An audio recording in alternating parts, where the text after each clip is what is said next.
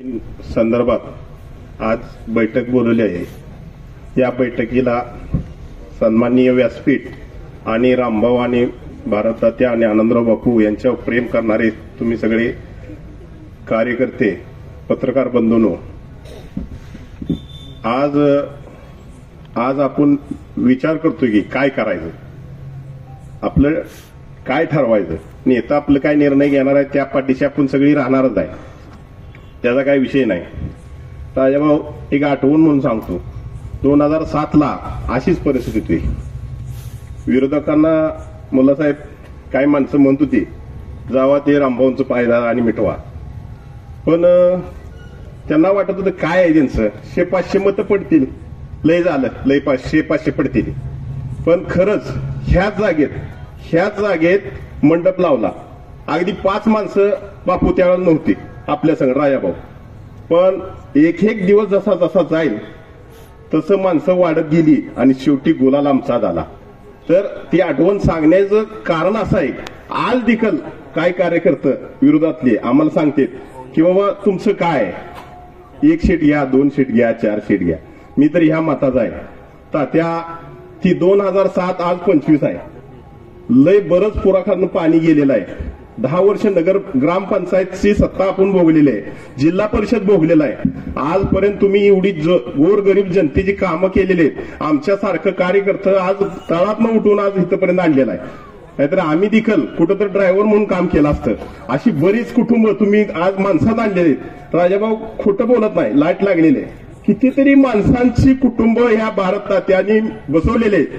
आणि आज खरंच नगरपंचायतचं इलेक्शन लागलंय आणि ह्या माणसाची खरंच गरज आहे आटपाडी तालुक्याला।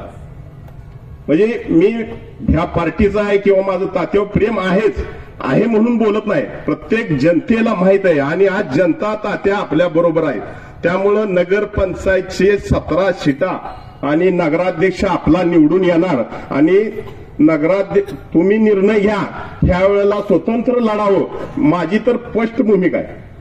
त्या ह्यानं तुम्ही कशा पद्धतीने काय करताय, आता प्रत्येकाला वाटतंय आता कसं आहे, तात्यांचं काय नाही म्हणते ती, तात्यांना बोलवते ती, चर्चा करते ती आणि परत आपण भावनिक आहे, आपण तात्या भावनिक आहे तर बाबा ठीक आहे चला ह्यांना पाठिंबा द्यावा, त्यांना पाठिंबा द्यावा, त्यांच्या संगत युती करूया। पण प्रत्येक भविष्यात परत आपल्याला काय नाही तर 2007 त्यानंतर जी इलेक्शन झालेली काय आहे ती तुम्हाला माहित आहे। त्या पद्धतीनं आज जनता आपल्या बरोबर आहे आणि जनतेनं देखील आज भारततात्याच्या पाठीमागे राहण्याची गरज आहे। 17 उमेदवार निवडून द्या, आटपाड्याचा चेहरा मोहरा बदलतील। आता काय कामं केले ती, काय केले ती म्हणते ती मुल्लासाहेब, मला तर वाटतंय काम केलंय, पण काय काम केलंय, नुसतं रस्तं बांधलं ही केलं ती केलं। अरे आज 2007-8 म्हणजे मला वाटतंय ज्यावेळेला नगरपंचायतला आपण मागणी केली, आम्ही आंदोलन केलं बापू, 36 दिवस आपण तिथे बसलो। त्यानंतर आम्ही फार मंत्रालयापासून फाईल फिरवून दमलो आम्ही, खोडा कोणी घातला काय केलं सगळ्यांना माहित आहे, आटपाडीला प्रत्येक जनतेला माहित आहे।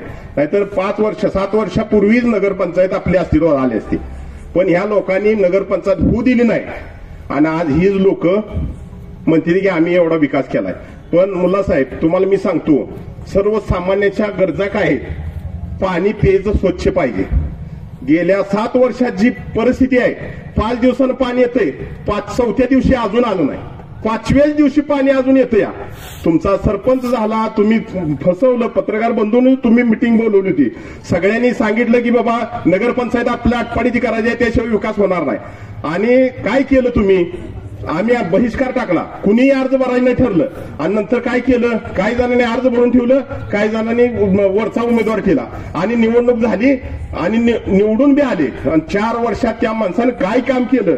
आज देखील तीच अवस्था आटपाडीची आहे, गटरीची बोंब आहे, पाण्याची अवस्था बेकार आहे। त्यामुळे स्वाभिमानी विकास आघाडी ही आटपाडी तालुक्यात, आटपाडी शहरात नगरपंचायतला निवडून आलीच पाहिजे, ह्या दृष्टीनं प्रत्येक कार्यकर्त्यानं काम करावं एवढंच सांगतो आणि थांबतो। जय हिंद, जय महाराष्ट्र।